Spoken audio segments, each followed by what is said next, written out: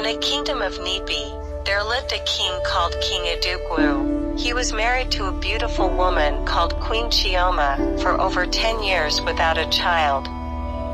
His kinsmen often advised him to take a second wife, but he refused, saying that God's time is the best. His wife was worried. She prayed to God every day for a child, but it seems the answer to her prayer is not forthcoming. After 2 years without a fruit of the womb, she was still bothered, but finally decided to advise the king to get married to a second wife. Later in the evening, she went to see the king. "I want to ask you for a bit of favor from you," the queen said.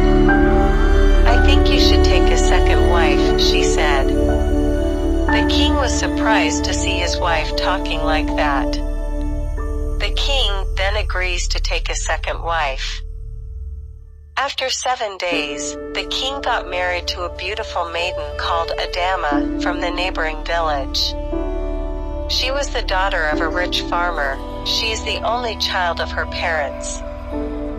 After their marriage ceremony, she became pregnant. Everybody was happy to hear that the king was going to have a child.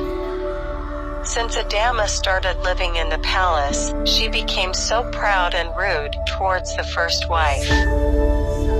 9 months later, Queen Adama gave birth to a baby girl. The naming ceremony took place on the 8th day. The princess was named Princess Emily. She is very beautiful like her mother, and always smiles to anyone who carries her. But her mother was a very rude queen. She always insults the first wife, because she hasn't given birth yet. Queen Chioma overlooked everything and prayed to God to give her her own child.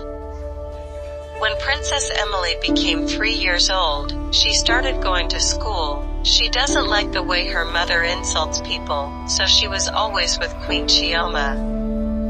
Queen Chioma taught her how to respect people and many other good things. Some months later, the two queens started vomiting one early morning, and they were feeling cold at the same time, so they decided to go to the hospital. The doctor tested them, and the result shows that the two of them were pregnant. Queen Chioma was shocked. She couldn't believe her ears. She shouted for joy. When she got back to the palace, she broke the news to the king.